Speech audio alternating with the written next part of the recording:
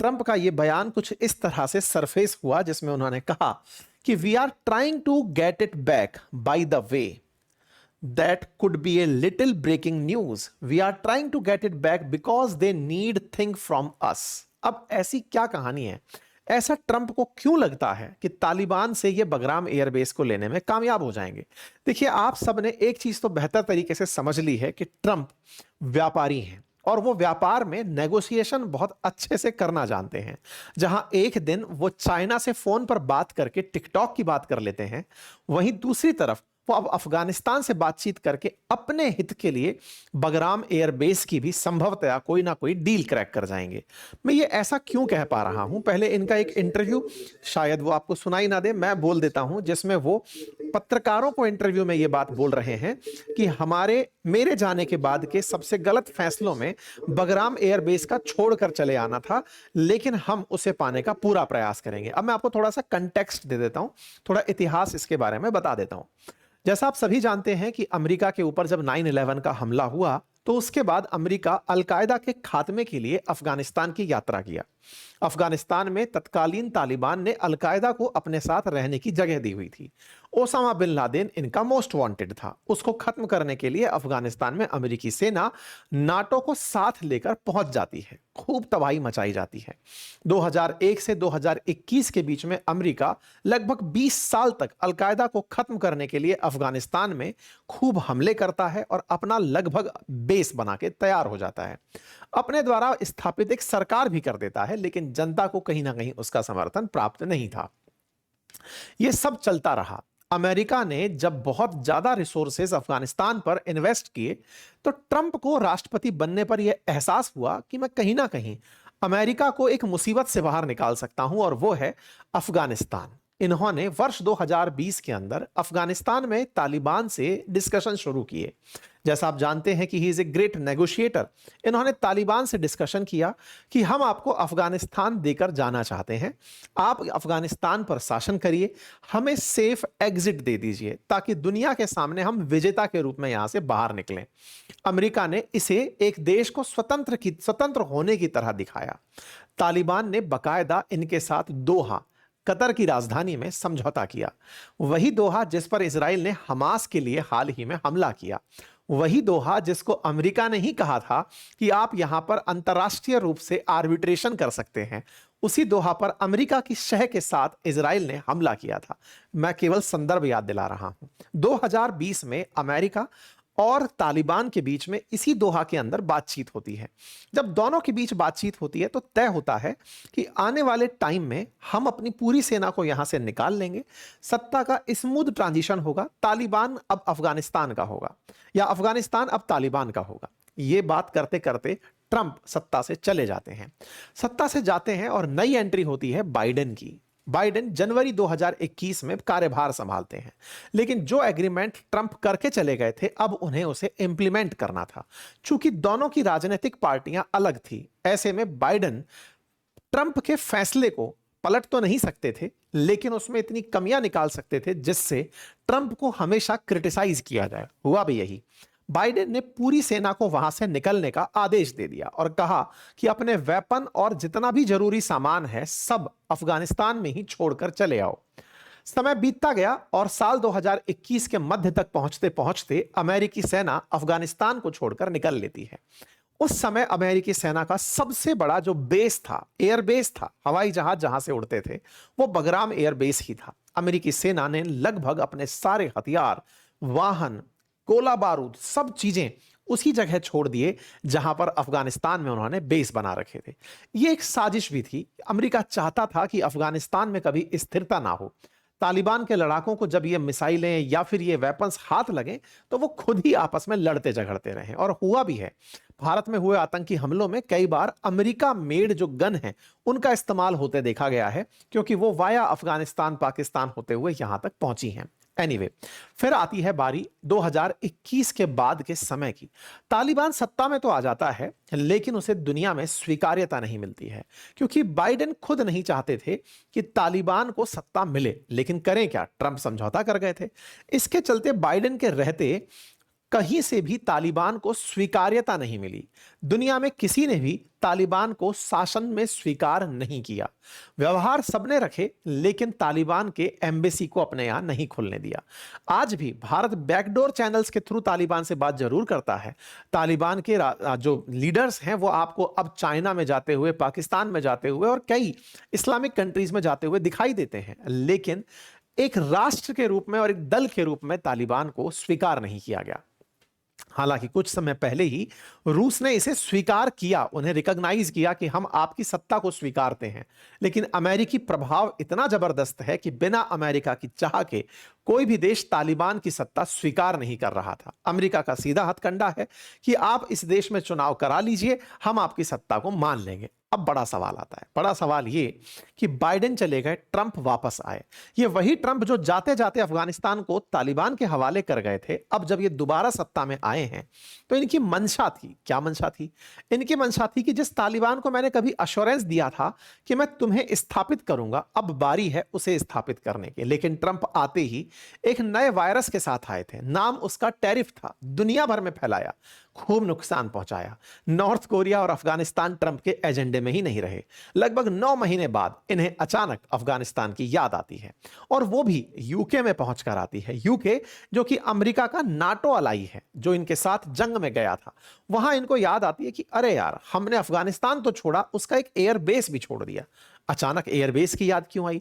असल मायने में इस एयरबेस से ही 1 घंटे की दूरी पर चाइना का जिनजियांग है।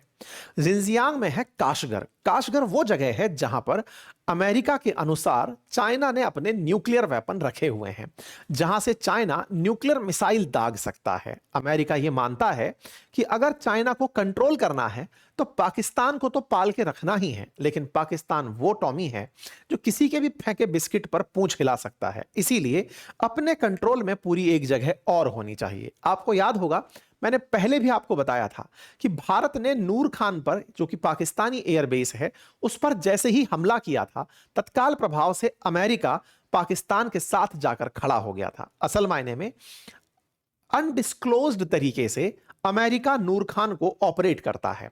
नूर खान एयरबेस भी काशगर के बहुत नजदीक है।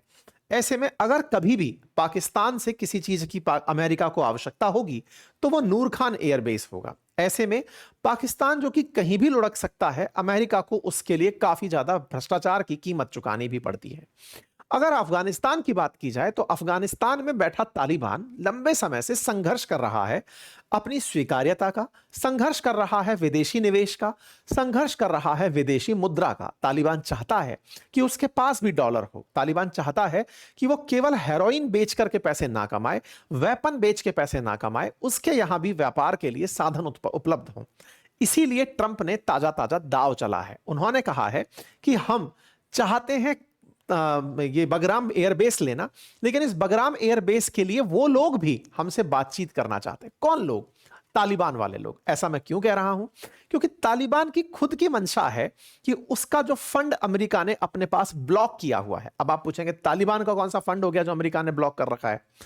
असल में साथियों, जब 20 साल तक अमेरिका अफगानिस्तान पर राज करता था, तब अफगानिस्तान में जितने भी प्रकार की आपदाएं आती थी या अफगानिस्तान को जितनी भी प्रकार की मानवीय सहायता दुनिया भर से भेजी जाती थी, उनको पूरी तरह से कस्टोडियन बनकर अमेरिका अपने पास ही रखता था और अपने हिसाब से खर्च करता था। मान लीजिए कि यूएन ने कोई फंड अफगानिस्तान के लिए रिलीज किया तो अमेरिका अपनी तरीके से उन्हें डिस्ट्रीब्यूट कराता था और विश्वास दिलाता था उस समय की अफगानिस्तान सरकार को, करजई वगैरह जब उसमें सरकार में हुआ करते थे, कि आप इस पैसे को हमारी बैंकों में रखो।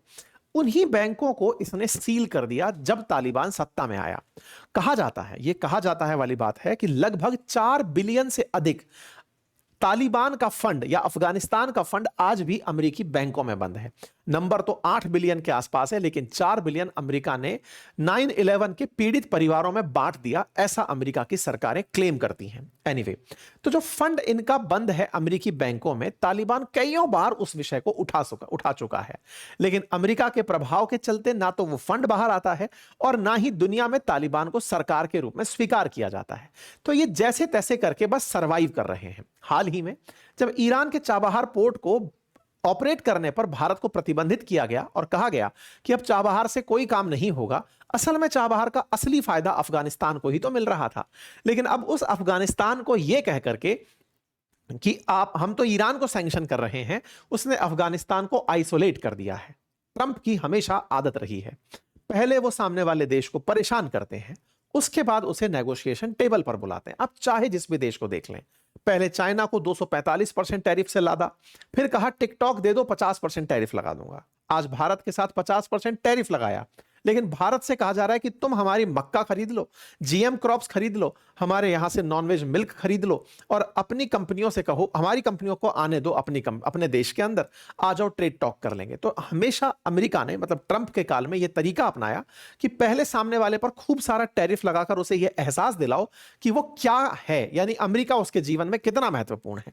तो तालिबान तो ऑलरेडी पीड़ित है, तो उसे तो अमेरिका का प्रभाव पहले से पता है। और अगर उसे यह कह दिया जाए कि केवल एयरबेस हमें लीज पर दे दो, वैसे ही जैसे कतर ने अपने यहां पर दोहा में सेंटकॉम का मुख्यालय खुलवा रखा है, ऐसे ही अफगानिस्तान को अमेरिका ऑफर करेगा कि आप भी आने वाले समय में कतर बन सकते हैं, आप भी अपने यहां दुबई की तरह बहुत सारे लोगों को इनवाइट कर सकते हैं, बस हमें एक एयरबेस यहां पर दे दो। हम तुम पर कंट्रोल नहीं करना चाहते, हम चाइना पर कंट्रोल करना चाहते हैं। असल में अमेरिका चाहता है कि वो चाइना पर कभी भी अगर कंट्रोल करने की स्थिति में हो या फिर हमला करने की स्थिति में हो, तो उसके पास केवल नूर खान ही नहीं, इनके पास बगराम एयरबेस भी होना चाहिए। आपको यह भी याद होगा, मैंने पहले भी आपको बताया है कि अफगानिस्तान असल मायने में अमेरिका के लिए अलकायदा को खत्म करने की जगह नहीं, असल में यूएसएसआर और चाइना को काउंटर करने की जगह के रूप में निकला था। लेकिन अमेरिका का खूब रिसोर्स खर्च हुआ, खूब सैनिक मरे, खूब सारा इन्वेस्टमेंट हुआ, तो इन्होंने उसे छोड़ना बेहतर समझा। अब व्यापारी ट्रंप का शासन है, संभवतया वो तालिबान को इस बार ऑफर करें कि अगर अपने जमा हुए फंड वापस चाहते हो, दुनिया में स्वीकार्यता चाहते हो, बिल्कुल वैसे ही जैसे सीरिया में अल सुजा को दी गई, जैसे सीरिया के अंदर अमेरिका ने अपने मोस्ट वांटेड आतंकी को राष्ट्रपति बना दिया, बिल्कुल वैसे ही अगर तुम भी चाहते हो कि तालिबान को अब गुड तालिबान कहा जाए, तो मैं तुम्हें काउंटर ऑफर देता हूं। और मुझे यह लगता है कि अमेरिका अब तालिबान से इसी तरह का नेगोशिएशन करेगा। रीजन है क्योंकि चाइना कहीं ना कहीं बहुत तेजी से अफगानिस्तान में अपना प्रभाव फैला रहा है। अफगानिस्तान में साथियों रेयर अर्थ मिनरल्स हैं, और चाइना चाहता है कि पाकिस्तान के साथ साथ अफगानिस्तान भी उसके पास हो। इस बात पर जब चाइना से पूछा गया कि अमेरिका आपके लिए इस एयरबेस को चाहता है, उसने कड़ी प्रतिक्रिया दी, और उस कड़ी प्रतिक्रिया में कहीं ना कहीं वो प्रतिक्रिया तालिबान को भड़काने जैसी थी। तालिबान से भी पूछा गया तो अमेरिका का तो स्टैंड एकदम क्लियर है, वो किसी से डरते तो है नहीं, उनको तो ये बताना है कि हमने व्यापारिक ऑप्शन दिए हैं। अब मैं आपको मैप पर भी इस जगह को दिखा देता हूं। देखिए ये रहा काबुल, और काबुल से 60 किलोमीटर की ऊंचाई पर यह है बगराम एयरबेस। ऊंचाई मतलब माफी चाहूंगा, दूरी पर, पहाड़ों की तरफ, उत्तर की तरफ। तो बगराम एयरबेस यहां पर स्थित है, और यह जो बगराम एयरबेस है यहां से 1 घंटे की फ्लाइट डिस्टेंस पर चाइना है। आप पूछेंगे इतना दूर है, असल में अमेरिका तो बहुत दूर बैठा है। उसे चाइना के इस जिंजियांग प्रोविंस के अंदर, ये चाइना का जो बॉर्डर ताजिकिस्तान से लगता है, यहीं पर एक राज्य है जिसका नाम जिंजियांग है, उसी में एक जगह है जिसका नाम काशगर है, और उन काशगर के अंदर ही चाइना ने अपने न्यूक्लियर वेपन छुपा कर रखे हैं।